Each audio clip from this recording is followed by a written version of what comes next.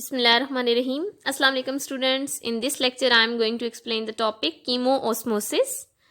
So what is chemoosmosis? Osmosis किसे कहा जाता है student? It is the diffusion of water through a semi permeable membrane. Water जब एक मेम्ब्रेन के थ्रू सेमी परमिएबल मेम्ब्रेन के थ्रू हायर से लोअर कंसंट्रेशन की तरफ जाता है तो इसे हम ओस्मोसिस कहते हैं. लेकिन अगर वाटर की बजाय आइंस हायर कंसंट्रेशन से लोअर कंसंट्रेशन की तरफ जा रहे हों और दरमियान में एक सेमी परमिएबल मेम्ब्रेन मौजूद हो तो इसे हम कीमोओस्मोसिस कहेंगे.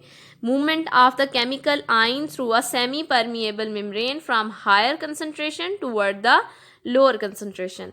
अगर हम फोटोसिंथेसिस के दौरान कीमोओस्मोसिस की बात करें so it will be defined as the pumping of hydrogen ion. तो किस आइंस की बात करें हम? Hydrogen ions. Pumping of hydrogen ion during photosynthesis by electron transport chain across the membrane of thylakoid into stroma to produce ATP is called chemoosmosis. तो जब hydrogen ion की pumping की जाती है अक्रॉस द मेम्ब्रेन, और यहाँ पे membrane किसकी है? थैलेकॉइड की मेम्ब्रेन. थैलेकॉइड की मेम्ब्रेन के अक्रॉस हाइड्रोजन आयन की पंपिंग से ATP की जनरेशन हो रही हो तो इस प्रोसेस को हम क्या कहेंगे? कीमोओस्मोसिस. Or you can define it as it is the process that use thylakoid membrane for redox reaction to produce ATP. ये वो प्रोसेस है जिसमें थैलेकॉइड मेम्ब्रेन को यूज किया जाता है for the redox reaction. Redox reaction किस में होते हैं? मीन के यहाँ पे हमारे पास ऑक्सीडेशन एंड रिडक्शन रिएक्शन किस में हो रहे होंगे? थैलेकॉइड मेम्ब्रेन में. और इस प्रोसेस के दौरान क्या चीज बन रही होगी? ATP. सो कीमोओस्मोसिस में क्या होता है? कीमोओस्मोसिस में हाइड्रोजन आयन को पंप किया जाता है across the thylakoid membrane. Thylakoid membrane के अक्रॉस पंप किया जाता है. वहां पे पंप किया जाता है जहां पे ऑलरेडी हाइड्रोजन आयन की कंसंट्रेशन ज़्यादा है. तो इसके लिए एनर्जी कहाँ से आती है? एनर्जी आती है इलेक्ट्रॉन ट्रांसपोर्ट चेन में मूव करने वाले इलेक्ट्रॉन से. तो जो इलेक्ट्रॉन ट्रांसपोर्ट चेन में मूव कर रहा होता है प्लास्टोक्विनोन से साइटोक्रोम की तरफ जाता है और देन प्लास्टोसाइनिन की तरफ. तो ये जो इलेक्ट्रॉन की एनर्जी होती है, एनर्जाइज इलेक्ट्रॉन की एनर्जी, इससे हाइड्रोजन आयन पंप किए जाते हैं toward their concentration gradient. Higher level की तरफ पंप किए जाते हैं. यहाँ पे ऑलरेडी हाइड्रोजन आयन कंसंट्रेशन ज़्यादा है लेकिन इलेक्ट्रॉन की एनर्जी को यूज करके हम मजीद हाइड्रोजन आयन इस तरफ पंप करेंगे. तो क्या होगा? देन ये हाइड्रोजन आयन इस सेमी परमेबल मेम्ब्रेन के थ्रू मूव करेंगे हायर से लोअर कंसंट्रेशन की तरफ. यहाँ पे इनकी कंसंट्रेशन ज़्यादा है, इससे ये दोबारा लोअर कंसंट्रेशन की तरफ जब मूव करेंगे तो ये जो हाइड्रोजन आयन है इनके रश आउट होने की वजह से जो एनर्जी रिलीज हुई थी, जो एनर्जी इनके अंदर स्टोर की गई थी ग्रेडियंट एस्टैब्लिश करने में, ये एनर्जी रिलीज होगी जब ये मूव करेंगे थ्रू अ स्पेशल एंजाइम, इसे हम कहेंगे ADP सिंथेटेज. ये मौजूद होता है थैलेकॉइड मेम्ब्रेन में. इससे जब ये वापस आएंगे तो इनकी एनर्जी को यूज किया जाएगा ATP की फॉर्मेशन में. ADP में एक फॉस्फेट ऐड किया जाएगा. तो स्टूडेंट हमने पढ़ी थी पीछे cyclic and non cyclic phosphorylation. उसमें हमने पढ़ा था कि जब इलेक्ट्रॉन मूव करता है इलेक्ट्रॉन ट्रांसपोर्ट चेन में तो इलेक्ट्रॉन की एनर्जी से ATP बनाई जाती है.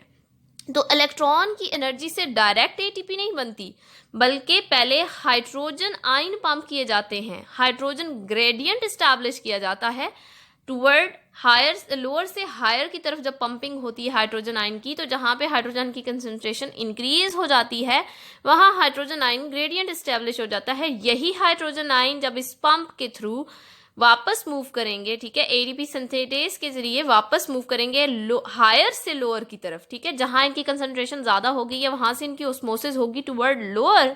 तो देन इनकी जो एनर्जी इनमें स्टोर की गई थी, इनको across the concentration gradient pump करने के लिए जो एनर्जी यूज हुई थी वो एनर्जी जब रिलीज होगी, जब ये रश आउट करेंगे तो इससे बनेंगी ATP. जैसे कि अगर आप किसी भी कंटेनर के अंदर सामान इकट्ठा करते हैं तो उसको आप रखते जाते हो, फिल कर देते हो. जैसे ही उस कंटेनर का आप दरवाज़ा खोलोगे तो आपने रखने में इतनी फोर्स नहीं लगाई जितनी फोर्स से वो रश आउट करेगा. तो ये भी ऐसे ही है. जब हाइड्रोजन आयन को क्रॉस द कंसंट्रेशन ग्रेडियंट हम पंप करते रहते हैं, यहाँ पे ये इकट्ठे हो जाएंगे, यहाँ पे इनमें हाई एनर्जी स्टोर होगी. जब ये दोबारा रश आउट करेंगे हायर से लोअर की तरफ, ठीक है, अब इनको एनर्जी नहीं चाहिए इस तरफ मूव करने के लिए क्योंकि इनमें एनर्जी स्टोर्ड है. तो ये इस कंसंट्रेशन ग्रेडियंट से जब लोअर की तरफ आएंगे तो इनकी एनर्जी रिलीज होगी और इस एनर्जी को ATP की फॉर्मेशन में यूज किया जाएगा. थैलेकॉइड की अगर हम बात करें तो this is a site for chemiosmosis. Chemiosmosis thylakoid membrane में हो रही होती है फोटोसिंथेसिस के केस में. This is the chloroplast. Chloroplast के अंदर थैलेकॉइड सैक्स जो हैं ये एक दूसरे के ऊपर स्टैक कर रहे होते हैं, ग्रेना बना रहे होते हैं। ग्रेना में एक को कहेंगे ये ग्रेना है, और आपस में भी ये कनेक्टेड होते हैं थ्रू इंटरग्रेना। बाहर जो फ्लूइड मौजूद है या बाहर वाली स्पेस है इसे क्या कहा जाता है? स्ट्रोमा। थैलेकॉइड की इंटरनल स्पेस को थैलेकॉइड इंटीरियर भी कह सकते हैं, अंदर जो जगह खाली जगह मौजूद है। This is a membranous structure. तो इंटरनल स्पेस को थैलेकॉइड ल्यूमेन या फिर थैलेकॉइड इंटीरियर भी कह सकते हैं। और थैलेकॉइड की मेम्ब्रेन के बाहर क्या है? स्ट्रोमा। एक तरफ स्ट्रोमा, दूसरी तरफ थैलेकॉइड का ल्यूमेन। सो इलेक्ट्रॉन ट्रांसपोर्ट कैरियर्स की अगर हम बात करें, जिनमें इलेक्ट्रॉन मूव कर रहा होता है और उसकी एनर्जी को हमने हाइड्रोजन आयन की पंपिंग के लिए यूज करना है, ये कहाँ मौजूद होते हैं? Electron transport carrier are in the membrane of granum. Granum की मेम्ब्रेन में या थैलेकॉइड की मेम्ब्रेन में प्रेजेंट होते हैं। This is the thylakoid membrane. और लाइक अदर मेम्ब्रेन ये भी आपके पास एक लिपिड बायलेयर है, इसमें मौजूद होते हैं इलेक्ट्रॉन ट्रांसपोर्ट चेन के carriers. This is the photosystem 2। ये भी थैलेकॉइड मेम्ब्रेन में ही एम्बेडेड होते हैं, फोटोसिस्टम जिसमें क्लोरोफिल के मॉलिक्यूल होंगे। ये मौजूद हैं इलेक्ट्रॉन ट्रांसपोर्ट चेन के कैरियर्स। तो इलेक्ट्रॉन ट्रांसपोर्ट चेन के कैरियर्स मेम्ब्रेन के अंदर एम्बेडेड होते हैं। Then photolysis. फोटोलाइसिस क्या है? फोटोलाइसिस वो प्रोसेस है जिसमें वाटर का ब्रेकडाउन होता है और वाटर से जो इलेक्ट्रॉन रिलीज होते हैं वो इलेक्ट्रॉन होल को फिल करते हैं इन द फोटोसिस्टम 2, और इस दौरान ऑक्सीजन भी प्रोड्यूस होती है। इस स्टेप की अगर हम बात करें तो इसमें 2 हाइड्रोजन आयन भी प्रोड्यूस होते हैं। ये स्टेप कहाँ पे हो रहा होता है? ये थैलेकॉइड की इंटीरियर स्पेस में। थैलेकॉइड की जो इंटरनल स्पेस होती है, अंदर वाली जगह, ये यहाँ पे हो रहा होता है। फोटोलाइसिस थैलेकॉइड के अंदर हो रहा होता है, ठीक है। इसी तरह अगर हम बात करते हैं ATP and NADPH formation, ATP and NADPH कहाँ बनते हैं? एटीपी और एनएडीपीएच स्ट्रोमा साइड पे बनते हैं। तो थैलेकॉइड की इंटीरियर साइड पे फोटोलाइसिस होता है। इलेक्ट्रॉन ट्रांसपोर्ट चेन के कैरियर्स थैलेकॉइड की मेम्ब्रेन में मौजूद होते हैं और मेम्ब्रेन की दूसरी साइड है स्ट्रोमा। तो स्ट्रोमा में बाहर की तरफ एटीपी और एनएडीपीएच की प्रोडक्शन होती है। मैकेनिज्म क्या है कीमोऑस्मोसिस का? सबसे पहले ईटीसी पंप करती है हाइड्रोजन आयन को across the membrane of thylakoid in the case of photosynthesis into thylakoid space. तो थैलेकॉइड स्पेस के अंदर मीन हम थैलेकॉइड की ल्यूमन की बात कर रहे हैं, जो थैलेकॉइड की अंदर वाली जगह, ये बाहर वाली जगह स्ट्रोमा और ये जो अंदर वाली जगह है दिस इज ल्यूमन। तो थैलेकॉइड की ल्यूमन में या थैलेकॉइड की स्पेस में etc electron transport chain pump करती है हाइड्रोजन आयन।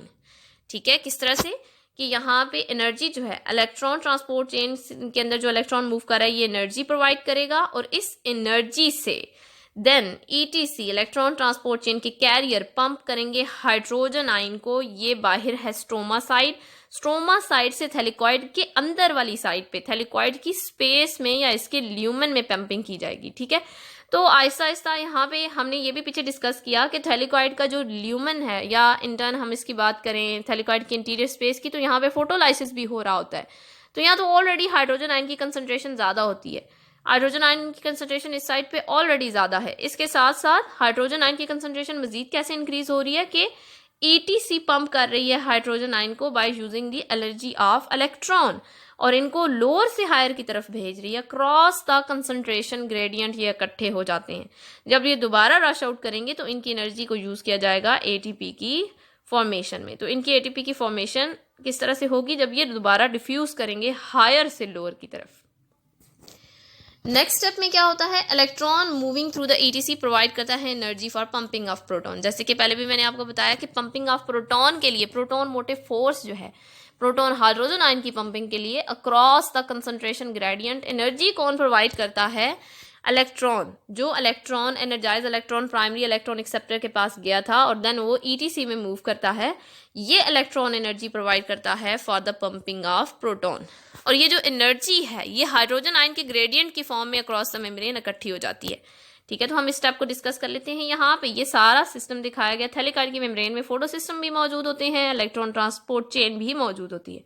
सबसे पहले है फोटो सिस्टम 2। तो लाइट रिएक्शंस में क्या होता था? नॉन साइक्लिक फॉस्फोरिलेशन या साइक्लिक फॉस्फोरिलेशन की अगर हम बात करें तो फोटो सिस्टम 2 के ऊपर जब फोटोन ऑफ लाइट पड़ेगा, इसका इलेक्ट्रॉन एक्साइट होगा, देन प्राइमरी इलेक्ट्रॉन एक्सेप्टर की तरफ जाएगा और देन इलेक्ट्रॉन ट्रांसपोर्ट चेन में मूव करेगा प्लास्टो क्विनोन से साइटोक्रोम कम्प्लेक्स, देन प्लास्टोसायनन। और यहाँ पे इसकी एनर्जी को मैंने आपको कहा था कि इसकी एनर्जी से कीमोऑस्मोसिस से एटीपी बनाएगी। बनेगी। कैसे बनेगी कीमोऑस्मोसिस से एटीपी? कि जब इलेक्ट्रॉन, ये high energy electron, energised electron जो है एक्साइटेड स्टेट में, जब ये मूव करेगा इस ईटीसी से, तो इसकी एनर्जी को ईटीसी यूज करेगी, इलेक्ट्रॉन ट्रांसपोर्ट चेन यूज करेगी हाइड्रोजन आयन की पंपिंग के लिए। हाइड्रोजन आयन को across the concentration gradient pump करेगी। अक्रॉस क्यों कह रहे हैं? क्योंकि ये है थैलेकॉइड की इंटीरियर स्पेस, अंदर वाली जगह, ये सैक की अंदर वाली जगह है, ल्यूमन है, और ये बाहर है स्ट्रोमा, थैलेकॉइड की बाहर वाली जगह। तो ये स्ट्रोमा से थैलेकॉइड के इंटीरियर में पंपिंग करेगी, और थैलेकॉइड के इंटीरियर में ऑलरेडी हाइड्रोजन आयन की कंसंट्रेशन ज्यादा है। क्यों? क्योंकि फोटोलाइसिस का स्टेप भी कहाँ पे हो रहा है? थैलेकॉइड के इंटीरियर में। तो ईटीसी इलेक्ट्रॉन की एनर्जी को यूज करेगी। एनर्जी क्यों चाहिए? क्योंकि अक्रॉस द कंसंट्रेशन ग्रेडियंट हम भेज रहे हैं, जहां पे ऑलरेडी ज्यादा है वहीं हम हाइड्रोजन आयन की पंपिंग कर रहे हैं। बाहर स्ट्रोमा से थैलेकॉइड के इंटीरियर स्पेस में हाइड्रोजन आयन की पंपिंग होगी, और इसके लिए एनर्जी प्रोवाइड करेगा इलेक्ट्रॉन जो ईटीसी के अंदर मूव कर रहा है। जब यहाँ पे ये इसकी पंपिंग के लिए एनर्जी यूज हो जाएगी, ये इलेक्ट्रॉन दोबारा से लो एनर्जी पे वापस आ गया, और ये आके फोटोसिस्टम 1 के इलेक्ट्रॉन होल को फिल करेगा। इसी तरह फोटोसिस्टम 1 का हमने देखा था कि फोटोसिस्टम 1 का इलेक्ट्रॉन जो है इसको ट्रांसफर किया जाता है फेरिडॉक्सन से एनएडीपी रिडक्टेज की तरफ, जो एनएडीपी पॉजिटिव को किसमें कन्वर्ट करता है? एनएडीपीएच में। अब ये हाइड्रोजन आयन जो पंप किए जाते हैं, इलेक्ट्रॉन ट्रांसपोर्ट चेन इसे पंप करती है इलेक्ट्रॉन की एनर्जी यूज करके इन हाइड्रोजन आयन को। तो ये हाइड्रोजन आयन इस साइड पे इंक्रीज होते जाते हैं, इनकी कंसंट्रेशन इस साइड पे इंक्रीज हो जाएगी, हायर कंसंट्रेशन में हो जाएंगे। तो यहाँ पे कंसंट्रेशन ग्रेडियंट एस्टैब्लिश हो गया। एक साइड पे इनकी कंसंट्रेशन ज्यादा है, दूसरी साइड पे कंसंट्रेशन कम है। तो जैसे ही इनको रास्ता मिलेगा, कोई भी इनको पाथ मिलेगा, तो दोबारा से ये हायर से लोअर की तरफ जाना चाहेंगे। तो जब ये हायर से लोअर की तरफ जाएंगे, पैसिव डिफ्यूजन होगी इनकी। जब हायर से लोअर की तरफ जाने के लिए एनर्जी की जरूरत नहीं है, हायर से लोअर की तरफ जब ये रश आउट करेंगे, तो इनकी एनर्जी रिलीज होगी जो हमने इनको पंप करने में स्टोर किया है, इनका ग्रेडियंट एस्टेब्लिश करने में स्टोर किया है, उस एनर्जी से देन बनाई जाएगी एटीपी।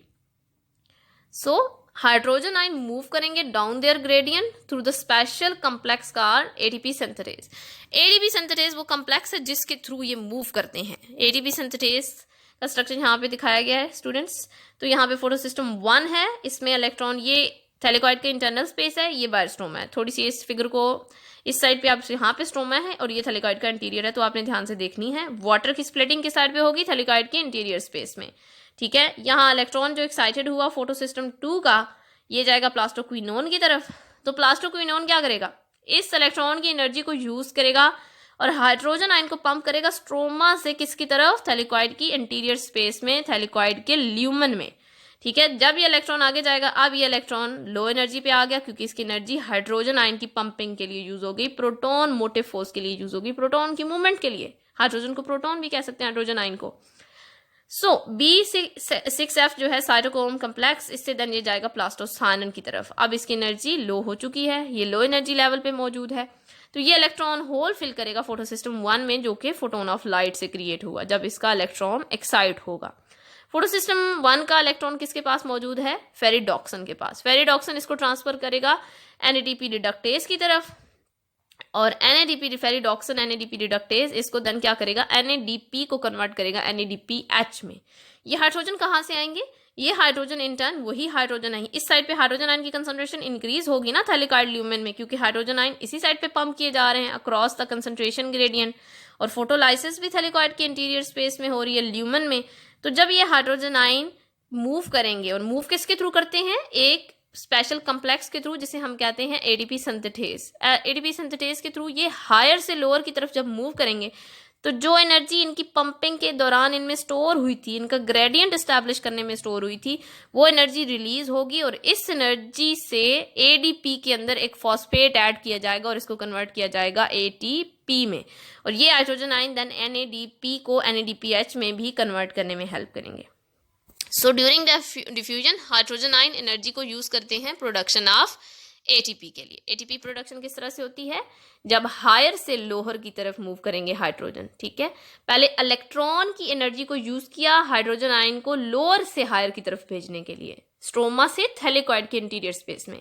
जब वहां उनकी कंसंट्रेशन इंक्रीज हो जाएगी, तो एडीपी सिंथेटेज के थ्रू वो वापस आएंगे हायर से लोअर की तरफ, ठीक है। स्ट्रोमा के अंदर आएंगे, तो स्ट्रोमा के अंदर एडीपी से एडीपी से एटीपी कैसे बनेगी, एडीपी के अंदर फॉस्फेट ग्रुप की एडिशन होगी, इसके लिए एनर्जी प्रोवाइड करेंगे ये हाइड्रोजन आयन जो हायर से लोअर की तरफ रश आउट कर रहे हैं, यहाँ से डिफ्यूज कर रहे हैं हायर से लोअर कंसंट्रेशन की तरफ। ठीक है, तो इस तरह यहाँ पे स्ट्रोमा के अंदर बन रहा है एटीपी और एनएडीपीएच, और ल्यूमन के अंदर हमारे पास फोटोलाइसिस का प्रोसेस हो रहा है। ठीक है, और हाइड्रोजन आयन की पंपिंग इलेक्ट्रॉन ट्रांसपोर्ट चेन किसकी तरफ करती है, थैलेकॉइड के इंटीरियर स्पेस की तरफ, और दोबारा जब वो वापस आते हैं तो किस तरफ आते हैं, स्ट्रोमा की तरफ।